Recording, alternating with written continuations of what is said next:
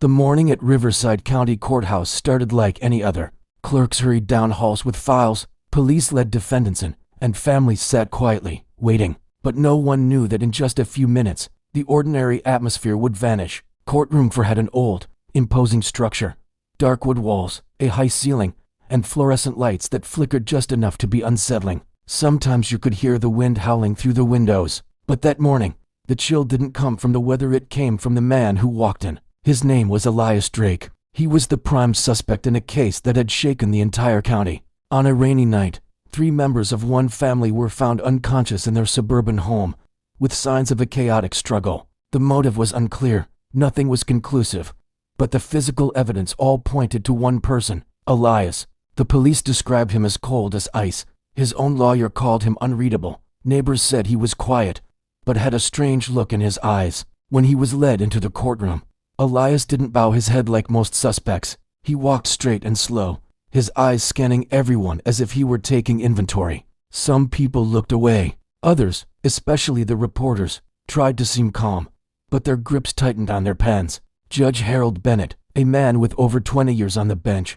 presided over the trial. He wasn't easily rattled. Yet, when his eyes met Elias's, he paused for a second, something he never did. Defendant Elias Drake, Judge Bennett said, "We will continue our hearing today on the examination of evidence. I ask that you remain quiet and follow instructions." Elias didn't answer. He just offered the slightest hint of a smile, almost imperceptible. His defense attorney, a middle-aged man named Caldwell, stood up. "Your Honor, my client maintains that he was not involved in the incident. We request that the secondary evidence be dismissed for lack of clarity." The judge raised his hand. "We will consider it, Mr. Caldwell." For about 10 minutes, everything went smoothly. The people in the courtroom started to relax.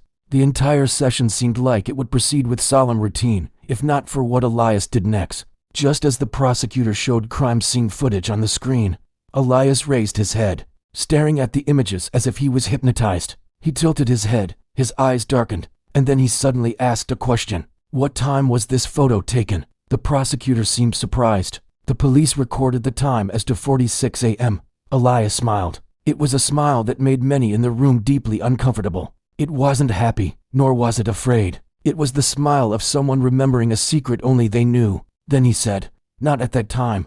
The courtroom erupted in murmurs. The judge had to bang his gavel twice. "Defendant, you are not allowed to interrupt." Elias slowly turned to face the judge. "They can say whatever they want, but they have no idea what happened that night, and what is about to happen."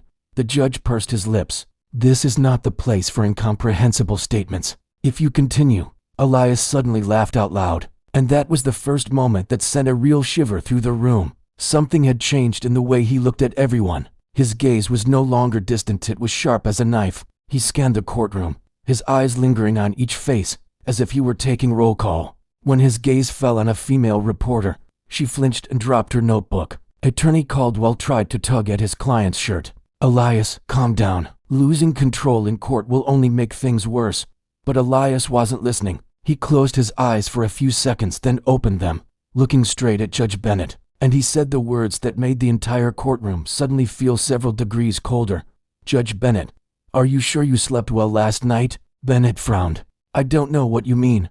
Elias tilted his head, his voice low and even. "Did you hear footsteps?" "In the hallway of your house." A low murmur rippled through the gallery. People started looking at each other, confused by the words, but even more so by Elias's tone. It didn't sound like a direct threat. It sounded like he was stating a fact, something that had already happened. The judge maintained his professional composure. "Defendant, I'm giving you a final warning. If you continue to make irrelevant statements, I'll have you escorted out." Elias smiled again. This time it was deeper, darker. "You can take me out of the courtroom," he whispered, just loud enough for everyone to hear. "But you can't take what's coming out of your house." A woman in the back row covered her mouth. A bailiff standing near Elias tensed, his hand gripping his baton. A cameraman took an involuntary step back, bumping into the wall. No one could explain why those words, which weren't violent at all, made the hair on their arms stand up. Judge Bennett's composure cracked, if only for a second. "Let the record show," he said, trying to keep his voice steady. "The defendant is being disruptive and using threatening language." Elias raised an eyebrow. "Threaten? No. I'm just reminding you that there are things waiting for you at home." The prosecutor, clearly annoyed, held up a file. "Your Honor, we request a pause to allow the defendant to settle down."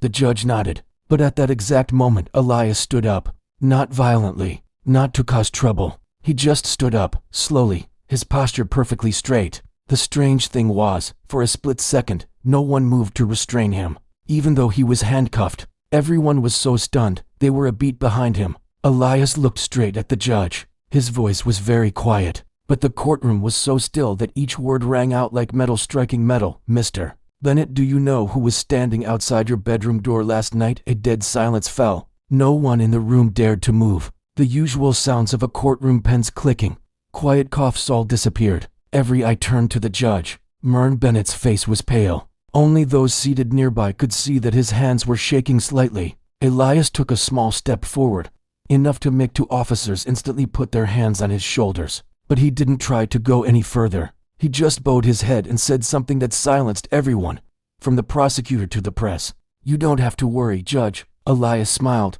his eyes as cold as a midnight lake. "They told me to send you a message." No one in the room understood who they were, but the way Elias spoke softly, slowly, as if delivering a message from some unseen entity made no one dare to ask. The judge was frozen. The defense attorney was stunned. The police tightened their circle. The air was so thick, so heavy, it felt hard to breathe. It was a chilling moment that everyone present would later recount. One reporter said, "I don't know what I heard, what I saw, but my heart stopped beating for a few seconds." Judge Bennett finally slammed his gavel 3 times, his voice hoarse. "This court is in recess. Take the defendant out." 2 officers grabbed Elias's arms. He didn't resist, but just before he passed through the courtroom door, he turned his head one last time. He didn't look at the prosecutor, or his lawyer, or the victim's family. He looked only at Judge Bennett. Then he said one last sentence, loud enough for the whole room to hear. "You should check the camera in front of your house from last night, if you can still see it." A faint smile, and then he was gone. The courtroom door slammed shut, and only then did the room seem to remember how to breathe. A reporter dropped his pen, his hand shaking too much to pick it up. A woman in the back began to cry. A young police officer leaned against the wall, trying to compose himself. Judge Bennett sank into his chair and put his hands on his forehead. No one said a word. That afternoon, rumors spread through the courthouse. Judge Bennett had allegedly asked security to search his home. No one knew what he found or what he didn't find. But the next morning, he returned to court a different man, heavy-eyed, sleepless, and utterly silent. When a reporter asked, "Judge, what happened after Elias Drake's statement?" he simply replied, "No comment," and he never spoke of it again. The trial resumed a few weeks later, but Elias never repeated his bizarre behavior. He was quiet and composed, as if that day had never happened. But for those who were there, they never forgot it. The case dragged on for months, and eventually, a verdict was reached based on the evidence. But for many, that one hearing was the most haunting part of the entire affair. The questions still linger. What did Elias mean? Who were they? And why was Judge Bennett so genuinely terrified? No one knows. No one dares to ask. And Elias, whenever anyone brings up that moment, he just smiles. If they knew, he says, they wouldn't have to ask. An ambiguous answer, an unsolved mystery, and a moment that left an entire courtroom in absolute, chilling silence. Thanks for watching. If you enjoyed this story, don't forget to like, subscribe, and hit the bell for more content like this.